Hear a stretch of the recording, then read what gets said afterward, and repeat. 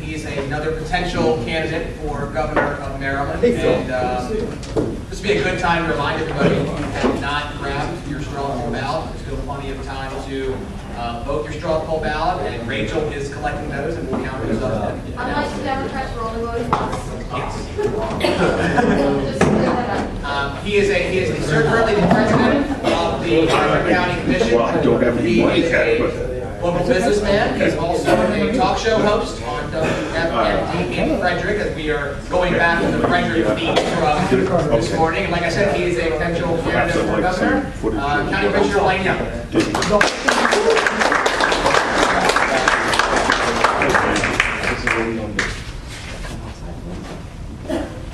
How y'all doing? Sorry, I'm in short. Well, actually, I was working on, I own several businesses, and I was restored in 1949 Plymouth.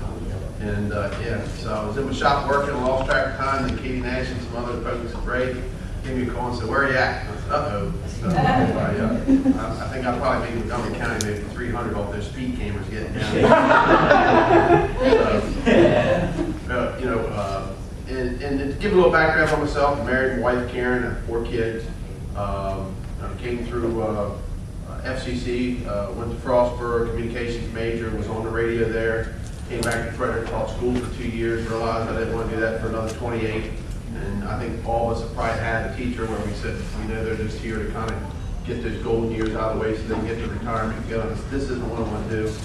I went back to work in the radio business, and basically I rose and was director of sales and helped get stations turned around for Clear Channel. And then when they were downsizing, I took a significant buyout and have been starting several companies. I currently own a transportation company that taxis, limos, sedans. We've got about 83 vehicles. I've started a towing company and sold it. I've got a detail shop for detailing cars. I have a marketing business with mobile billboard trucks. I do a radio show Monday through Friday, 3 to 6.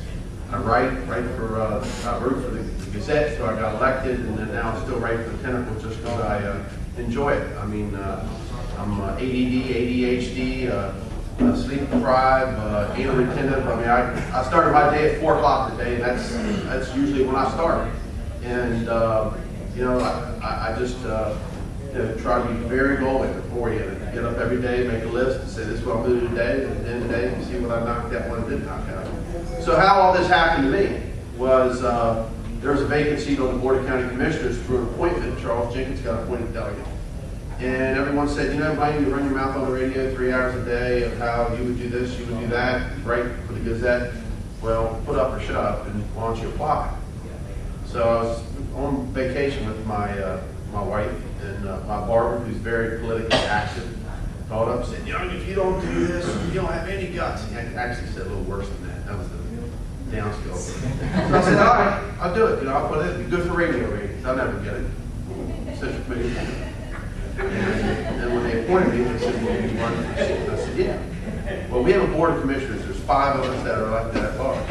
We don't have a majority. You can't do anything. So what I did was then design and said, well, this time around, we're going to run as a slate and do much like Newt Gingrich did with the contract with America.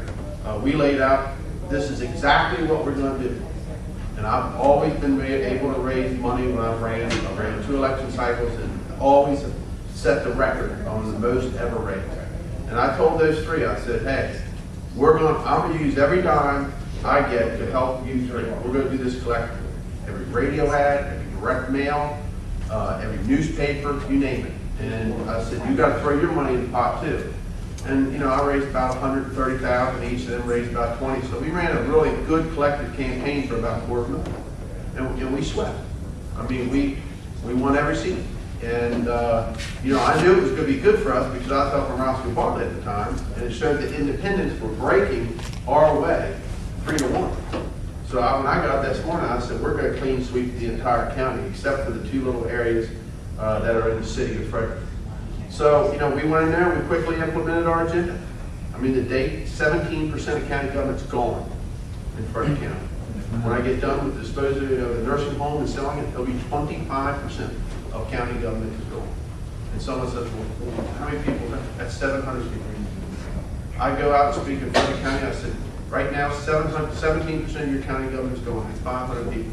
By the way, if you want to put that kind of in a reference, that's the entire workforce of the city of Frederickville. Has anyone noticed a decline in their services? I never get anyone to say, the average person say, no. Every once in a while, I'll have a liberal say, you got rid of Head Start. I said, you ought to get rid of Head Start. I signed a contract with YMCA. They do it now. We saved $2.3 million in salaries and benefits. And then we went through and sat down with the business community. And we developed outreach. We had rooms like this packed with business people.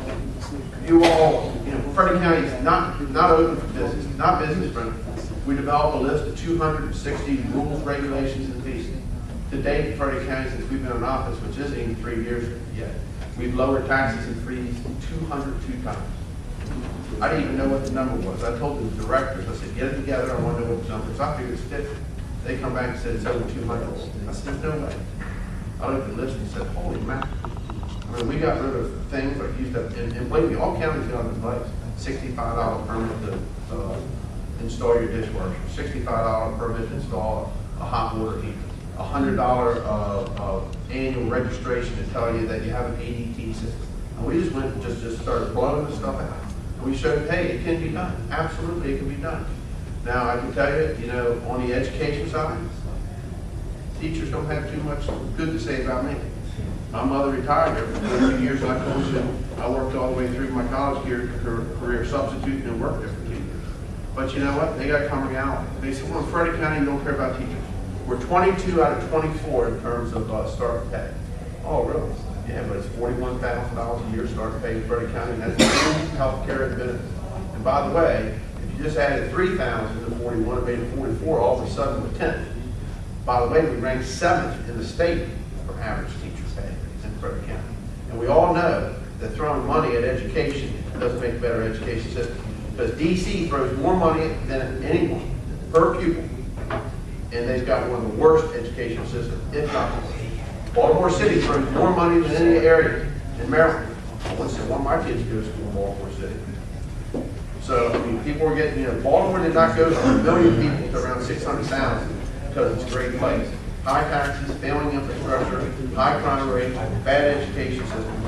And at some point, we've got to break the whole union in the state and really get to school choice. Because when people homeschool their kids, they're saving taxpayers. If someone wants to take their kid to a private school, they should get a voucher. That's school choice. Not start setting up some charter school. That's just the union's way of appeasing these charter schools, because they're all still union controlled with teachers and curriculum and like that. And we need to get that, because I'm telling you, my kids get brainwashed. I come home. I remember my son came home and said the reason why we're in this situation is because of Ronald Reagan. I said, who told you that? Well, my teacher did. Well, let me tell you, I hauled my ass in there the next day and I went off. And you should do that as a parent, because that's not, I told you, that's not your place. You lied. And, so what I did was I looked at what we did in Frederick County and said, let's see if we can take this statewide. So I opened up Blaine for Maryland. And in the first reporting cycle, we raised about $450,000. To date, we're somewhere between $550,000 to $600,000. The data that I've seen, I will make a decision by end of August, sometime early September. The data that I've seen says that I could win in primary, but I'll have to spend every dime I got. Then to come out of the primary, my data says that any Republican right now has about 8 to 10% chance of going into the general, unless we get a backlash. Where we need a backlash is we need to party the backlash on Anthony Brown. He said we've had enough to put him out of his way. Gansler to win, and then the African American community backlash on Doug Gansler for preventing the first African American in the Democratic Party to ever be elected governor. So we need those terms to happen. And believe me, that's going to be Anthony Brown's whole thing right now. I want to be the first African American governor elected in the state of Maryland. And then if Doug Gansler upsets him, because let me tell you, Doug's got away because he hasn't had to spend a lot of money because he's been uncontested. So he's got $5 million in the bank. Brown's going to team up with Allman, and they'll have a combined machine of about 2.5, and they'll raise 3, and they'll go toe to toe. It's going to be interesting to see who Doug Gansler takes as running mate. Now, in the Republican primary, I think you've all heard from David Craig today. He's a great guy. You've heard from Charles Lawler. You've heard from others. I don't know how many gubernatorial candidates you all had speak to you today or come speak to you. But the one thing I don't want to see is a bloody primary of the Republican Party. It makes absolutely no sense if we're going to have a glimmer of hope. So when I make my decision, it's not going to be only off the data. It's going to be after the fact of whether or not we're going to get into a primary and beat each other up, which makes absolutely no sense because we have to be completely coordinated going into the general. So I feel the same way. I don't speak any ill will against any Republicans. Ever since I've jumped into this, I've always Blaine's too controversial. Blaine likes the party too much. Blaine this, Blaine that. Well, Blaine knows how to run a ground game. Blaine's never lost an election. I know how to raise money, and I always win the minority areas when I run. So, I mean, I've got a proven track record. We've got a model to run on with what we've accomplished in Frederick County. We're far from done with what we've accomplished in Frederick County. We've proven that you can reduce the size of government in terms of the workforce significantly. We've proved that you can lower taxes and fees, that you can still prosper. We have AAA bond rating with Fitch. Our pension fund, we did a lot of reforms. The main thing is we got to get out of defined benefit. You cannot keep funding these defined benefit pensions. You can say you grandfather everybody and going forward it's got to change. Every defined benefit, we've got the Constitution, Declaration of Independence. Not a life annuity from the taxpayer saying that we're going to make sure that no matter what happens in the marketplace, you're going to get your money forever. We're going to take it because the numbers just do not work. And you're starting to hear about all these unfunded liabilities and the pensions and things like that. The private sector figured out long ago to go to a 401k. And a lot of people don't like talking about that. And I'm not talking about fooling with anyone that's currently in the system. Just going forward, it's just not reality. I could go on with many of the things that we have accomplished, but we're still raising money. We're out there campaigning like crazy. BlaineYoung.com is my website, and I'll be happy to answer any question on any issue it is. I do try to focus on fiscal issues because the Democrats want to talk about social issues, and I'm extremely conservative because I'm more of a libertarian Republican than a real just Republican. I've got a real libertarian bent to me because I think the government is way too far involved in all matters. You name it, from marriage to the land use. We got strayed away from free market principles, and even the Republicans have strayed away from free market principles in a lot of instances. But just one last thing that really got me riled up with this government: you better watch the land use issues. Plan Maryland, Smart Growth, the septic bill, the rain tax, Agenda 20, they're all coming out of there.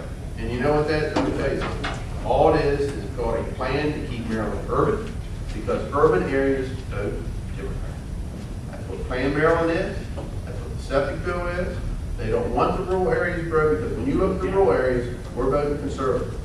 Carroll, Frederick, Washington, Allegheny, Garrett, all in the Western Maryland, 100% elected Republicans in all seats on the boards of county commissioners there. But you go into the city of Frederick. In Frederick County, there's 17,000 registered Democrats, 10,000 registered Republicans. They know this. That's what all believe me, there is a bigger concerted effort with their land use policies than people really know in Agenda 21. They want to keep the people in the urban areas. Your good little boys and girls, ride your mass transit, do all your recycling, all that. You stay there, vote the right way, we'll take care of you. But if you move out into those rural areas, we don't want nothing to do with you. You're not getting anything. By the way, they don't care if we keep going. They don't care if we move to West Virginia, and Pennsylvania. So, I'm really doing this for my kids because at the end of the day, we're not only financially bankrupt, we're morally bankrupt. At some point when I get old, I'm going to look at my kids and say, yeah, I saw it coming.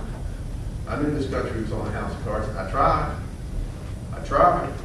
but maybe this is what it takes for everyone to wake up. So I thank you all for taking time out of your day to be here. I know you've been all day. Is there any questions I can ask you about any issue at all? Yes. You decide not to run, but you financially support whoever wins the primary. How will you get involved with voters if you don't decide to run? Well, if I don't run, I'll do what I can to help that person in our county. So, my options, if I do not run, will, number one will be retired, and number two, they're trying to talk me into the county executive position there. The only problem there is I got to give up all my business interests. They wrote in the charter that you cannot have any other office property. I put in 16 hours a day in my sleep. I don't know what I would do with the rest of my day. And I'm not like, I don't get into all the meat and grease. I mean, it's okay, you got to do some of that, but I get my hands dirty. So the way they've written the charter is just, you know, I just can't believe that we would tell somebody that is an entrepreneur that they can't be an entrepreneur as long as they were getting their other work done and they weren't having any conflicts of interest. I mean, let me tell you something. Since we took office, between me and Commissioner Waller, I don't know how many ethics violations they filed against me, the Democrats had. 18, 19. I always declared myself the most ethical politician in Frederick County because every one of them has been dismissed. They turned me into the FBI, the IRS, Postal Service, the FCC with my radio show, the special prosecutor. But I was telling them, well, boy, what do you want? What do you need? Nothing there. I mean, they're at an all out to stop us because they know what we're doing in Frederick County is working. And they don't want people to see this working because it can't. There is a different way than what the state has done and what Mark and Malley has done with the taxes and fees. You can reduce the size of government. You can reduce taxes and fees, stimulate the economy. You know, and the governor's philosophy is tax. You know, to move the tax regulated, stop moving the subsidized. Other questions? Anybody else? Thank you for letting me Almost. You said you'd done some numbers, and you said you gave some percent for winning the primary, and then you gave what number for winning the general? Right now, I got another big. In August, I'll run another big poll that I'm gonna spend about 50 grand on. The data that I have says that I could win the primary, but it would take me every dime. I'd have to deplete almost $500,000 that I've raised. Okay? So then I go into the general.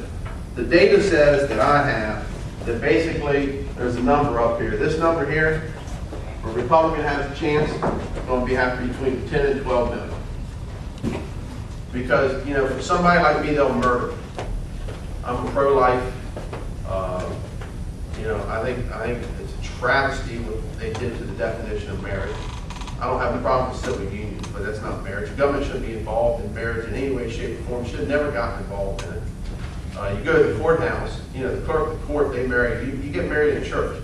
If a church wants to define marriage that way, that's between them and their church. I'm not getting in that debate. We have 287G ICE program. You know, I pushed to count. I wanted to count how many illegal children were in our schools. I didn't want their names because I wanted to send the bill to the federal government. We made English the official language of Frederick County. Everyone said the sky would come falling down. Well, if you want to get naturalized in this country, you got to learn it. You got to be able to read it. You got to be able to write it. So what's the problem with declaring it the official language? I told you, want me? I mean, I know Spanish. I own Taxi Fiesta also. And you know, do you want me to do the meetings in Spanish? You want me to do them in French? Do you think what do you think citizens would get upset then? So you know, I believe in the right to carry. You know, I mean, I keep a 9mm at my office. I keep a 9mm in my house. I tell people, you step on my property, you better make sure that you know what you're doing. So I mean, but you're going to have the dollars to combat that. I mean, I've had death threats against me, and I told the sheriff, I said, they can find me. Some nights I'm not driving a taxi just so I can get out and talk to people if somebody really wants to. But I had a driver murdered. Steve Walt that worked for me was picked up in Hillcrest area in Frederick, taken to Baltimore City and was assassinated. And I told him, I said, you know, I don't know if he would have had a chance or not. I know he would have had a better chance if he had a right to carry. So, you know, again, people kill people, not guns. More people have been murdered by knives than there have been guns. Are we starting to ban knives? So, I mean, you're going to need the money to combat because, you know, and then the tough thing is, it is tough trying to convince big donors that we do have a shot. There is a shot to win in Maryland, but strategically the right things have to happen in the Democratic primary. They're going to beat the living crap out of each other between Gansler and Brown. And then, like I said, I do think that there, you know, I would prefer, if I did run and was able to win the nomination, to run against Gansler than Brown. And people say, well, why would you say that? Because Brown would have to run from the whole record of O'Malley. But you know, you get this whole thing where people are going to say, it's like Barack Obama. It felt good. It was neat to vote for the first African American president. So they're going to do the same thing with Brown. This is our time. This is, you know, he served in the military. He's Harvard educated. You know, from, I think he's Harvard, one of the Ivy schools. You know, this is the guy. Well, if Gansler beats him, you'll want that. You want those folks. Go back to the Kathleen Kennedy Townsend election. Okay, Early didn't win that election. Townsend lost the election. If Townsend would have took County Executive Wayne Curry from Prince George's County, she would have been the governor. She took some old white guy that nobody knew that used to be Republican. There was a whole backlash. Bob Ehrlich picked up Michael Steele. The numbers, you know, the numbers spoke for themselves, and it was the right time. So, you know, I do think that it can happen with the right person, but more importantly, who's ever at the top of the ticket has to excite people, because more importantly, it is not going to be about the governor's race. It's going to be about preserving those delegate seats and those Senate seats and expanding them so we can have a true two-party system in the state of Maryland. Because if you don't have the right amount of delegates and the right amount of senators, it doesn't make a difference who governor is. We have to keep building those seats, and we got to retain those seats and grow those seats so we can have a true two-party system. So when they ran this stuff down our throat, they have to negotiate because they can't get it through either house of the legislature. So you'll see next year the legislature will go quiet, and you'll actually probably see them present one or two tax cuts so they can get, you know, people's memories are short. So we just had to deal with the rain tax. We adopted 1 cent per property. We said, no, we'll be in compliance and do 1 cent. We have 48,000 properties that would be affected in Frederick County. It'll generate $480. We said, no, we're going to be in compliance, because the hammer of those bills is if you don't be in compliance and then usurp your local land use authority, and that's what they want to do. They ultimately want to go to centralized planning with Agenda 21 and regulate everything by county and take away all land use authority at the local level. The land use authority should be at the local level, because now I am a pro-growth person, because from a libertarian point of view, I do have a problem with zoning. Zoning is the ability for your neighbor and the government to tell you what you can and can't do. Look at Houston, Texas, thriving right now. There's no zoning there. It's free market principles. So, you know, at the end of the day, the state is going to want to tell each county how to grow. And if I'm not making the right decision in my county, then people can vote me out when it comes to land use issues. I'm going to leave. I thank you. I may give it more time. There is a magazine, Frederick Magazine, did a big article on me. I like it because it tells both sides. In other words, it's not a flowery, glowy article. It tells, you know, the pros and the cons. And you know, I just try to be a straight shooter and tell people how I feel. And hopefully I accomplished that today. And again, thank you for giving me the time, and thank you for being for allowing me to be here today. All right.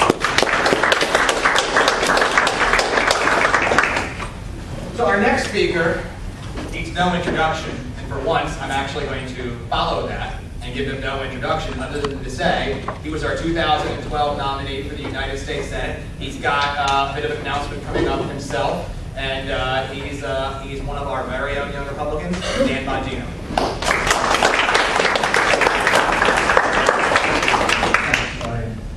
Well, I probably have to do this a long time. Yeah, and I just wanted nobody to spell my name wrong again. That's 2 years in a row. Oh. So, yeah, but that's all right. Now we got a streak going. Next year you have it. No, see, now you know Marty's all upset. Well, listen, I know it's been a long day for you all, so I wanted to provide some, hopefully some constructive, not so much a rah-rah Dan Bongino speech, you know, we don't really need that right now. Some constructive information for some of the candidates in the room, and for some of the young Republicans on what we did wrong, what we did right, how you can fix it. You know, listen, what we did wrong, I think, frankly, is more valuable. Anybody can tell you what we did right. And if everyone wants to brag about their stuff, what we lost, there's nothing to brag about. There's no silver medals in politics. It's the gold or nothing. So the medal stand only has one spot, and we weren't on it. Maryland, now, long-term strategy. You know, we've heard a lot of great talks. I like Blaine a lot. I've done a lot of his radio show at WFMD. You know, he's a go-getter. He's an aggressive politician. I like David Craig. I like a lot of the guys we have running. I like our MDGOP folks. I really do. I know you may have heard otherwise, but I do. I am a pretty aggressive guy when it comes to politics. I don't apologize for it. You know, you want people to sit back and be deal makers. I'm not your guy, I promise you. That's not me. I was a Secret Service agent. We get it done. We always got it done. And if we didn't get it done, it was a penalty. So I'm not your typical milquetoast guy in that respect. But I like metrics, I like benchmarks, and I like a strategy. So, you know, I ask everyone in the room, like, what's the strategy long term? GOP Maryland. Anyone? No, win the governorship. Okay, great. For what? What's going to happen if we win the governorship? We have a veto-proof majority. The Democrats do. The super left Democrats, by the way, in the State House. So is that your only platform, win the governorship? Is it win the governorship to redistrict, to get the state back congressional seats, to get back House of Delegate seats? You know, what's the long-term plan for the MPGOP, the candidates, the volunteers, the donors? I mean, it's all one group. You know, the GOP is not the party. The GOP is not the candidates. It's all of that. The candidates are funded by donors and volunteers. Well, I would debate to you that the strategy has to be yes, the governorship. And Blaine is right. We can win the governorship. Don't believe anybody who tells you otherwise. It is a very, very difficult uphill battle. But it is winnable. The numbers are there. But there has to be a second leg to that. You don't want to run into what Bob Ehrlich did. Does anybody remember the Walmart bill? Remember they pushed it through to force Walmart to engage in some health insurance purchase practices. They're probably going to put it out of business in Maryland. It was a union thing. Well, they pushed it through. Ehrlich did what? He vetoed it. And what did the State House do? They overrode the veto 10 minutes later and do it right back. The only thing that saved us was the courts. I say that because if we win the governorship now, we're not dealing with JFK Democrats. I mean, absent a couple Kevin Kelly types, everyone's a far left. All they believe in is taxes, government-run healthcare, government-run education, no choice. That's all they believe in. So the problem you're going to have is you're going to have a governorship that's essentially feckless. So we have to have a second leg to that. The second leg is we have to create the ability to filibuster, and we have to create the ability to block these veto overrides. Do you know how we do that? We have to get to 19 state senators. We have to. We don't have a choice. We don't have a filibuster in the House of Delegates, but there is one on the state Senate side. You know how many state senators we have now? 12. I know Bill knows everything. Bill, he's really smart. I'm on a board with him. I'll tell you, don't sleep on him. This is stuff. You are banned from answering any more questions. Bill knows If you fall asleep, I'll tie your shoelaces Oh, together. thank you. We have 12, meaning we need 7 more to be able to filibuster bad legislation. And if you think that's an irrelevant part of politics in the Maryland ecosystem, Google Senate filibuster abortion. I'm telling you that for a reason. The last time we did a successful filibuster, there was an extremely, almost like off the cliff abortion piece of legislation that we used to have the ability to filibuster with 15 state senators. Of course, after that filibuster we engaged in, we forced them, the liberals, onto the news every night to defend this insane bill, and they hated it. It drove them nuts. So much so that Miller changed the rules to 19. That's how much damage a filibuster can do. Think about this. If we had 19 state senators, every tax hike they pushed through, the rain tax, their Planned Maryland legislation, all this far, far left-wing nonsense they keep shoving into our faces, and you made them get on the news every single night to filibuster until they acquiesced and compromised. Do you know how damaging that is to them? Well, it was damaging enough that they changed the rules. We need 7 more. That has to be part of the leg of that stool. The other leg has to be in the House of Delegates. We have 43 delegate members right now, out of 141. It's not enough. We need to get to 56. Not to filibuster, but to play the veto game. So that if we veto legislation, we can hold. Because you're not going to get much passed with this supermajority now. Now, this stuff is possible, folks. Look at the Texas example. You realize, was it 30 years ago, 20 years ago in Texas? They have 27 statewide offices. We only have a comptroller, attorney general, governor, lieutenant governor. They have 27. They have like an ag secretary. You go down the list, elected statewide. Did you know that 20, 30 years ago, none of them were Republicans in Texas? It's a fact. I'm not making this up. They've now taken over the whole state. Folks, it is possible. It's happened. Any myths you may have heard that states don't flip are complete nonsense. North Carolina just did it. North Carolina has finally sealed the deal and taken over just about every office in the state along with veto-proof majorities. So we can do it here too. But it's going to require a concerted effort. Here's how. And I tell you this, especially some of the candidates in the room, because I'm telling you from what we did wrong. Again, not what we did, we lost. So I'm not going to say, hey, here's how we won. We didn't. One of the things we did, we were in a three-way race, but that's before Sabani jumped in, because that just screwed up everything, and really the strategy had to be completely reworked. So before he jumped in, we had cut our deficit. We were down a lot when we first started running against Carter. It was like 30 points. I don't remember the exact poll data. We had all the spreadsheets on. Then it was like 25, 20, and then we had closed to under 15, and then we were right about 10. We were just about to crack the single digits. And we did it through a vigorous grassroots effort. Now, grassroots is the most overused word in politics. It means a million different things to a million different people. What we did is we did active targeting of voters based on data. Everybody talks about it, but I don't see a lot of people really doing it. You know, you have to go to those 4x4s, those 4 Republican primary voters, 4 general election voters. You have to pull them out first for the primary.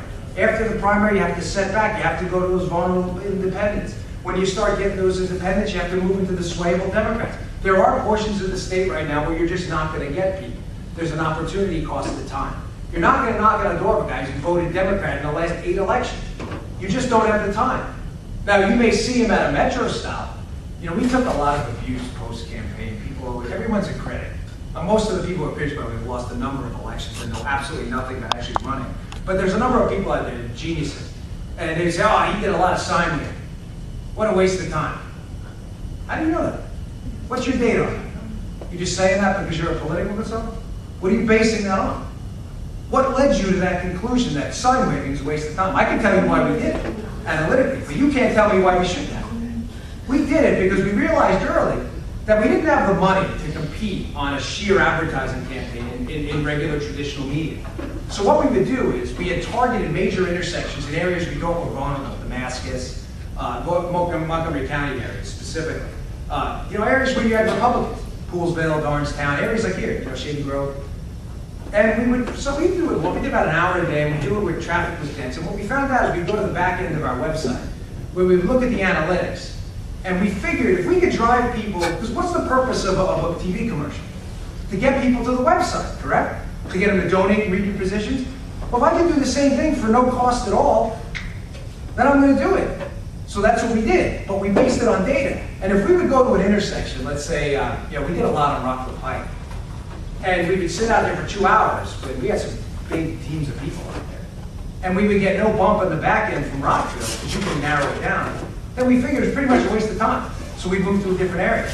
But we figured it out almost to a science where it was really making a difference. And you know, everybody who is criticizing the campaign, there's lots of them. You have to remember, folks, we were outspent in the general 16 million to 1. And we managed to finish 10 percentage points ahead of the guy who spent 8.2 million. In a state that the minority is Republican. Frankly, at one point in the campaign, I was glad we finished second. You know, so it's easy to throw stones when you've never done anything yourself. But that's not going to help the party. I say that because my final point here is going to be, we need a unified effort going forward. There are way, way too many factions in this Republican Party. Now, I was born in New York. I've lived down here 12 years. But I specifically remember following politics when I was a young guy. And the New York Party, kind of like Maryland for a while, it always fought out of its division. Always. They were lightweights fighting in like the super heavyweight division. The breakdown in New York is actually a lot worse. And what would happen in New York City, I think it's 10 to 1, because when I was there, Democrat to Republican, we're only 3 to 1. We managed to win at one point. There were 3 consecutive governor's races. And 3 consecutive mayoral races as well. In a city that was 10, what's our excuse here? But the reason is up there, there's a tendency to put aside personal gripes and move forward. What I found here, and listen, I'm not going to hesitate to say this. There are a lot of people in this party, candidates, who aren't willing to do that. They don't like you personally. No, I'm just not going to help you. Okay, well, you're going to lose. And I'm going to lose too. We don't do that enough. You know, we tried to make some peace gestures going forward after the campaign. We donated a lot of money around. We're still doing it, actually. I just got another check last night. And these aren't small checks. But there's got to be some reciprocity. I'm going to run again, Blaine's going to run again. I'll tell you right now, I can promise you this. You know, I know you're running, I follow you on Instagram. Yeah. Good work. Really, I'm impressed. Very sharp. Social media, big force multiplier. We all have to commit to saying, let's cut the garbage. What's the nonsense? What is this about, really? So you're willing to forfeit? I had one guy say to me afterwards, and I'm just using me, obviously, because I have a vested interest, and I only know my campaign intimately. I don't know other folks. But one guy, we all know, I'm not going to name his name, he said, well, they don't like you because you didn't wait in line. I laughed. I said, wait in line? What line are you talking about? The voting line? I won the primary. Clearly, I don't get it. Like, don't wait, so you're going to forfeit the entire party? So the parochial interests have to go away. Whoever wins the primary, I'm not running for governor, by the way, so I'm going outside. I am not. So whoever wins this 2014 gubernatorial primary, I think we have some good candidates. I haven't announced that publicly yet, but June 18th, if you're interested, I'll tell you what we're doing. We have to have a coalesced effort. You can't have what happened in the 6th after Roscoe's primary. You can't have two separate factions of people that are battling each other. And after the primary, they go, well, you know what, I really didn't like what he did. Okay, so you're going to forfeit the whole country? Let's get rid of that congressional seat because I got a boo-boo. Folks, it doesn't work that way. And you guys are thought leaders. A lot of folks here, Twitter monster here, you running your Instagram, Brian with your radio show, Marge, Liz, you know, it's side waving in 500 degrees with me. I mean, you guys are doing stuff. Everybody here, you know, Heather Phil with the party, Collins, congratulations on his newly elected position. You know, Bill's going to run for comptroller. This isn't a room of just average Republicans. These are people who are active. It's up to you to do that and not make it personal. Even if the primary, I don't care how ugly this gets. You know, I could, you know, listen, you know, David Craig did this and Blaine did that, this guy. Once the primary is over, guys, it has to be over. You know, I'm not running statewide. I have no skin in the game to tell you this right now, but you will not win the governorship if the same thing happens to us that happened to them in a statewide race, because the numbers aren't there. The Democrats can do this. They're 3-1. They can lose. This is a mathematical fact. If we hold the Republican base and win a majority of the independents, they can lose 19% of the Democrats and still win. We have to hold the entire Republican base and get 20% of their guys. That's right. You cannot do that when the libertarian wing's fighting the conservative wing that's fighting the GOP, and there's this anti-establishment thing. Listen, it's no secret that I don't get along personally with some people in the party. I don't, but that doesn't mean I don't get along with them politically. Our goals aren't the same. There's a complete difference, and we have to do that. That's really important. We're not going to win going forward, but there is hope in Maryland. Please don't forfeit the state. There is hope here. Don't conflate a bad government with a bad state and a bad place to live. It's a beautiful place. And going forward, I think the economy here, once we get a good governor, is going to start to remove itself slowly but surely from being latched to the government apparatus, because the money's just not going to be there. There's an interesting piece in the Wall Street Journal about that today. I highly recommend it. Talking about how the DC economy is now actually diversifying its way out of government in anticipation of lower spending. And they're using those lessons learned to apply those productivity gains to the private sector. So we have a shot here, but we got to fix it. And when we fix it and we start a coalesced effort going forward, I think you're going to see a whole different state. So if you have any questions, I'd love to take them. This is my 3rd year in a row here. Doubletree, right? Last 2 times?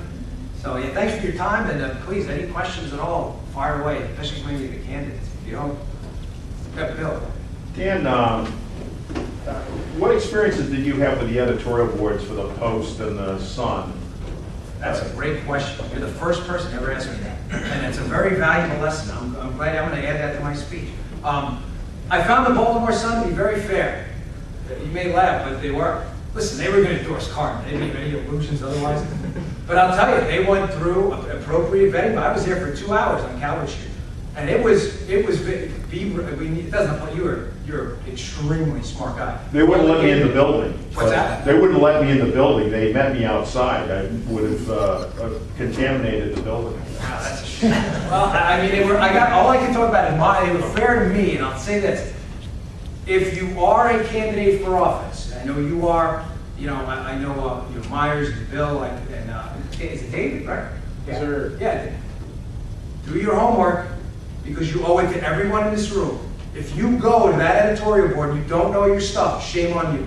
And I encourage everyone in the room, if someone embarrasses themselves publicly and doesn't know their stuff, that's it. No support for you. Because you are not in a state where you are going to be given even one iota of a pass. They hit me for 2 hours. You name the topic. But I had done an exhaustive amount of, I mean, we're talking 3 or 4 years of really detailed policy analysis before I went in there. And when I left, and you can read it yourself if you Google it, the endorsement of Cardin, they were very fair to me in the endorsement. They said he was well prepared, he knew his stuff, and he had a bright future in Maryland. They never bashed me at all. So I was pretty happy with it. But the Sun was fair, the Post was not. The Washington Post never invited us. They called me on the phone. One guy, no speakerphone, it was one guy, basically gave me an hour. I was driving up 270. And it was the most insulting, degrading, ridiculous. The guy knew nothing about economics, not a thing. He could not understand the difference between rates and revenues because we never got past that. He was trying to tell me why I signed the pledge, not the high tax rates. And I said, well, it's not a pledge not to high tax revenues. It's a pledge to not high tax rates. They're not related. Do you understand that? This guy did not get it. So he tells me, well, the Bush tax cuts, they destroyed our economy. I said, it was the greatest 4-year growth in tax revenue in American history. $735 billion. Those are the numbers. No, they're not. It was like a child. Like, my shirt is blue. No, it's red, Dad. No, it's really blue. How do you argue with that? This went on for a long time, and he basically hung up the phone and just tore me apart in the editorial. They never asked any other question. But the guy could not understand, so I would expect nothing from them. The Gazette was fair. The Gazette was, they endorsed Cardin, but again, was very fair. Asked really good questions. You can expect environmental questions to become fast and furious. And you better have a plan, too. Don't just say, Republicans on the environment. But what does that mean?